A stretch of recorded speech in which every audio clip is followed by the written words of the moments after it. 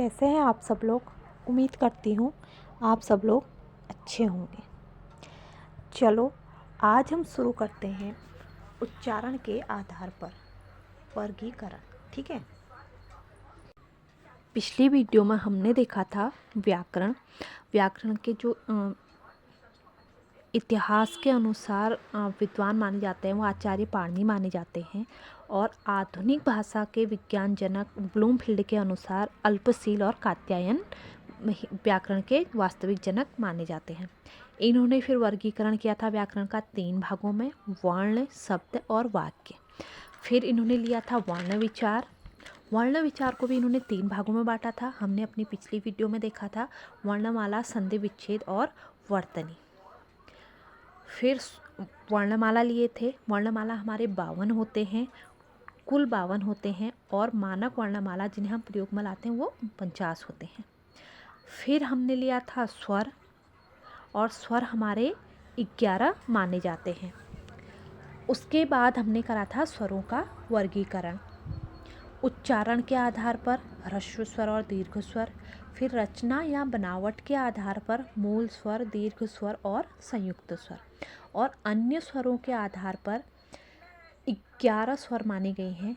संवृत स्वर, अर्धस्वर, अर्धसंवत, विवृत, अर्धविवृत, वृत्ताकार, अर्धवृत्ताकार, अग्र स्वर, मध्य स्वर, पश्च स्वर, लुप्त स्वर और आगत स्वर। आज हम पढ़ने वाले हैं उच्चारण के आधार पर स्वरों का वर्गीकरण। उच्चारण के आधार पर देखिए, ह्रस्व स्वर। हमने उच्चारण के आधार पर पहले पढ़ा था ह्रस्व स्वर। हिंदी भाषा की ऐसी स्वर ध्वनियाँ जिनको उच्चारित करते समय अल्प मात्रा में श्वास वायु बाहर निकलती है। ये क्या बोल रहा है, जो हिंदी भाषा की ऐसी ध्वनियाँ होती हैं जिनको हम बोलते हैं, बोलते समय बहुत कम मात्रा में हमारी जो श्वास वायु है वह बाहर निकलती है, उन्हीं को हम ह्रस्व स्वर कहते हैं। इनकी संख्या 4 मानी जाती है। देखिए कौन कौन से हैं 4, मेरे साथ उच्चारण करते जाइए। देखिए इसमें हमारे मुंह से जो वायु निकलती है वह बहुत कम निकलती है, अल्प मात्रा में निकलती है। ओ, इ, उ, री। इसमें हमने देखा कि बहुत कम मात्रा में हमारे मुंह से वायु निकल रही है। ठीक है, री एकमात्र ऐसा स्वर है जिसका निर्माण रॉ प्लस ई से हुआ है।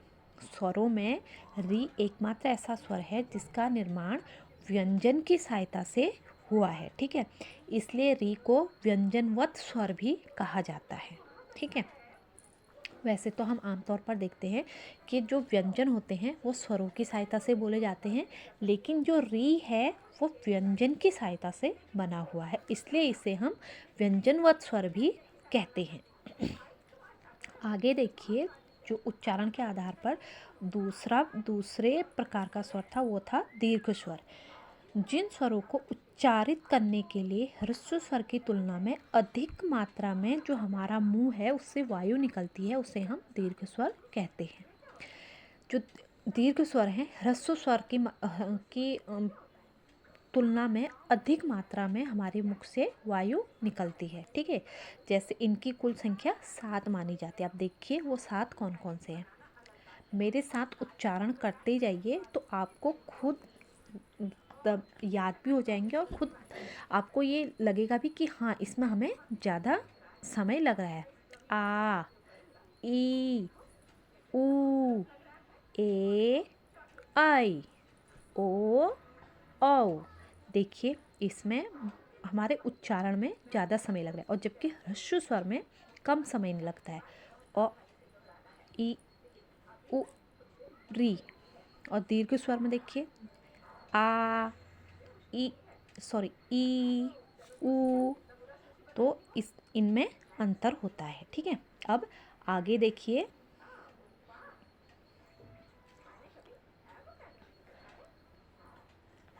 रचना या बनावट के आधार पर स्वर। रचना और बनावट के आधार पर भी हमने देखा था कि 2 भागों में इसे बांटा गया था। मूल स्वर, मूल स्वर, अब मूल स्वर कौन से हैं?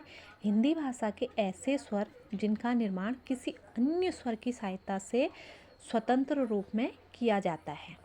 इसमें किसी अन्य स्वर की सहायता से स्वतंत्र रूप में किया जाता है, इसमें किसी का कोई सहायता नहीं ली जाती, इन्हें मूल स्वर कहते हैं। इनकी कुल संख्या 4 मानी जाती है। अब वो 4 कौन कौन है देखिए, अ, इ, उ, री। ये क्या है? हिंदी जो स्वर है उसके मूल स्वर हैं। और रचना और बनावट के आधार पर जो दूसरा स्वर है दीर्घ स्वर, माफ़ी चाहते हैं यहाँ पर थोड़ा मिस्टेक हो गई थी, संयुक्त स्वर। ठीक है, संयुक्त स्वर। अब संयुक्त स्वर क्या है?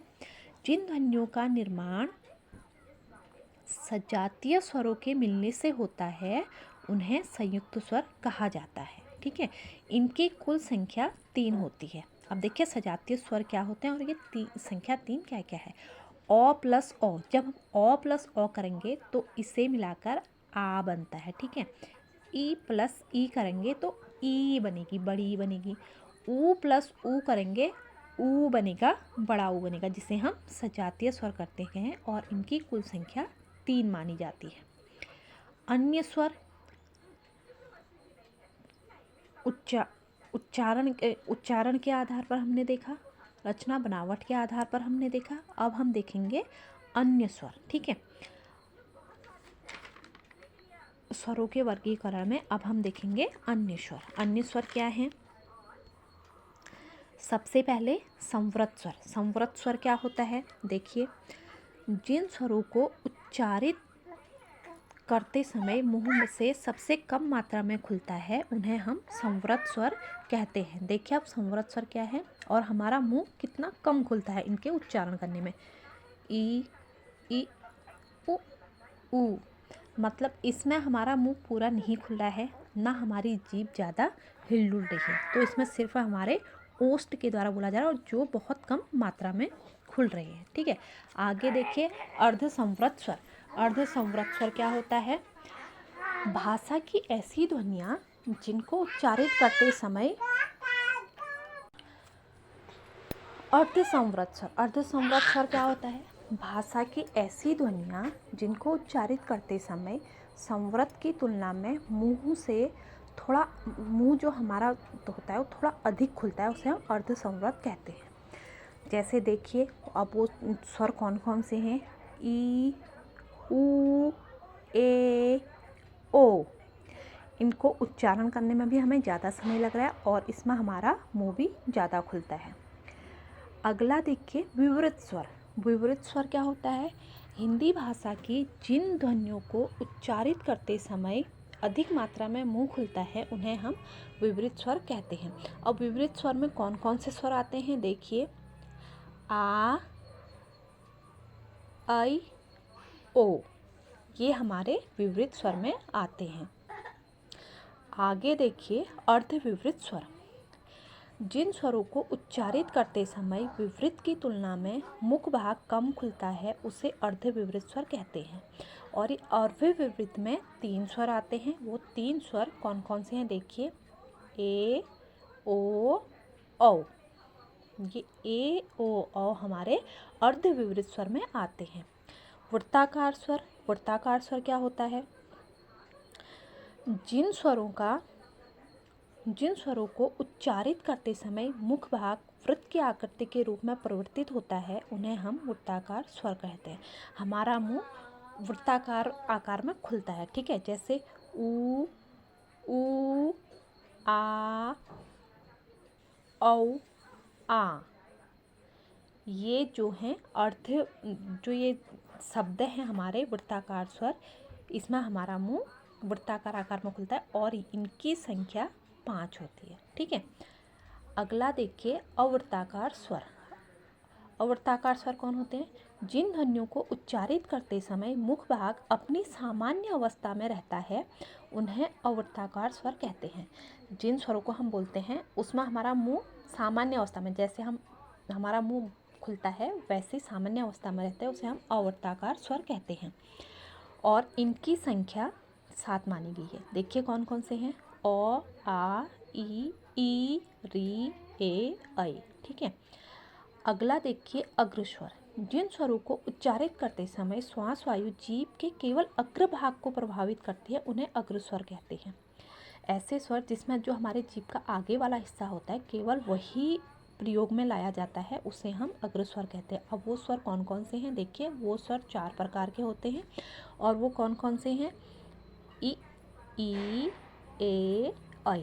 इसमें आपने देखा, मेरे साथ उच्चारण करके देखा होगा, तो इसमें केवल हमारे जीभ का आगे वाला भाग ही प्रयोग हुआ है।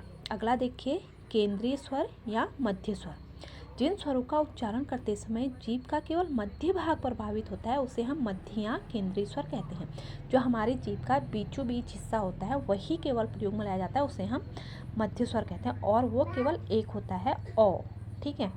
अब अगला देखिए पश्च स्वर। पश्च स्वर क्या होता है, जिन ध्वनियों का उच्चारण करते समय जीभ का पिछला वाला भाग प्रभावित होता है उसे पश्च स्वर कहा जाता है। ठीक है। अब देखिए वो पश्च स्वर कौन कौन से हैं, आ, उ, ओ, औ, आ। आपने देखा होगा इसमें हमारी जीभ का पिछला वाला हिस्सा प्रयोग हो रहा है, यूज में आ रहा है। ठीक है। अगला देखिए आगत स्वर। अब आगत स्वर क्या होते हैं, भाषाई विकास के आधार पर विदेशी भाषा के प्रभाव से हिंदी भाषा में आने वाले स्वरों को आगत स्वर कहा जाता है। जो हम आम बोलचाल की भाषा में शब्द लाते हैं, जो विदेशी भाषा से भी हमारे शब्द में भाषा में आ जाते हैं, उसे हम आगत स्वर कहते हैं। और हिंदी भाषा में इसका एकमात्र स्वर है आ। ठीक है। आ एकमात्र ऐसा स्वर है जो आगत स्वर है। उम्मीद करती हूँ आप लोगों को अभी तक जितना थ्योरी पढ़ाई गई है समझ में आई होगी। हमने पढ़ा व्याकरण में हमने व्याकरण के जनकों को पढ़ा, व्याकरण का वर्गीकरण देखा, वर्ण विचार के आधार पर वर्गीकरण देखा, स्वरों का वर्गीकरण देखा, उच्चारण के आधार पर वर्गीकरण देखा, रचना बनावट के आधार पर वर्गीकरण देखा। अब हम आगे पढ़ेंगे अगली वीडियो में